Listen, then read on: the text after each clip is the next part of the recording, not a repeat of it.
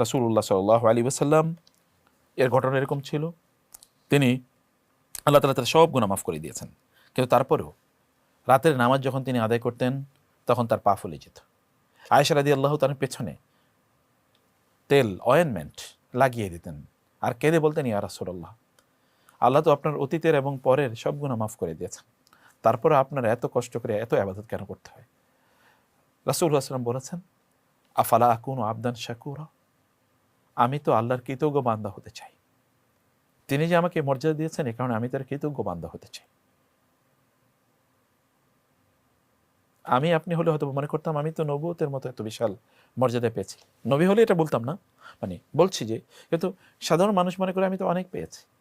গতকাল আমার সাথে এরকম একটা ঘটেছে যে আমাদের আমাদের এক স্টুডেন্ট ওনার বাচ্চাদেরকে আমাদের তারবিয়াতে ভর্তি করাবে, তো উনি আমাকে বললেন যে সরি, ওনার বাচ্চারা আমাদের তারবিয়াতে পড়ে, তো উনি আমাকে বলেন যে, স্যার আপনি একটা লেকচারে বলেছেন যে অনেক টাকা পয়সা আমাদের ফেসবুকে একটা লেকচার এখন অলরেডি ঘুরতেছে,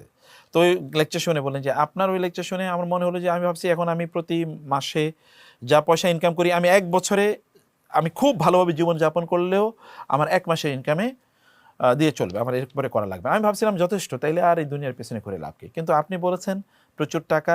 আমি যেন এই জন্য ইনকাম করি যেন আমি দিনই প্রতিষ্ঠান করি, মসজিদ করব, মাদ্রাসা করব, দিনী দাওয়াতি কাজ করব, ইসলামী বই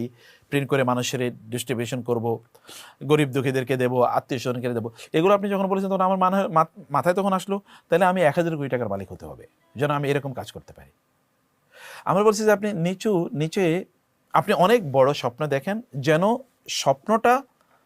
সত্যিকার অর্থে আপনার দুনিয়া এবং আখিরাতের সাথে ফিট করে, এরকম একেবারে নিচু লেভেলের নিচকে কেবল আত্মকেন্দ্রিক, নিজে খাবো নিজের জন্য, এরকম করলে আপনি কোনোদিন সুখ পাবেন না।